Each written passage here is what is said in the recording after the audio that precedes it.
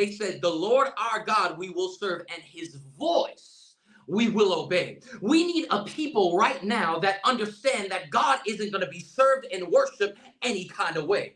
And when the man and the woman of God come, when the voices of Almighty God, when the voice of Almighty God comes through his apostles, prophets, teachers, evangelists, and pastors whom he has sent, that the people will say, yes, we will serve the Lord, and his voice we will obey. We will not serve him how we want to serve him. We will not come up with ideas. My God told us to put away, cast down vain imaginations.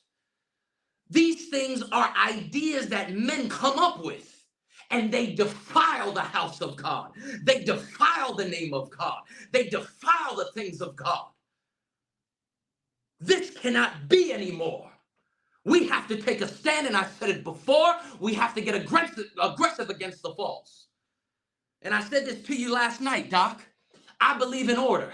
And I believe this apostolic move, that this reformation that's going to happen is going to establish order, but God's order. And look at it for yourself. Everyone who hears this, look at it for yourself. Jesus was never kind to what was out of order. He was never graceful to what was out of order. He was never merciful to what was out of order in God's name, posing as if it was God. He was violent against it. He went in and turned over the tables, whipped them out of his temple. Why? Because he had no respect for the order that was out of his Father's order. And for too long, we said, well, we got to move in order against the false. No, we move in order with God. We move at God's order. But against the false, we must get violent and wreck it.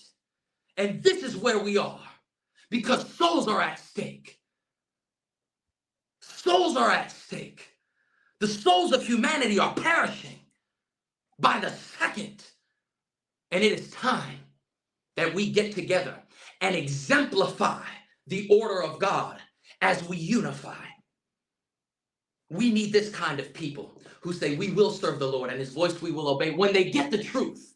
When they get the truth, not rush the truth off the stage, not try to usher the truth out, not try to ban the truth from coming in. We need the truth about how God has determined he must be served and worshiped. That's all I got to say.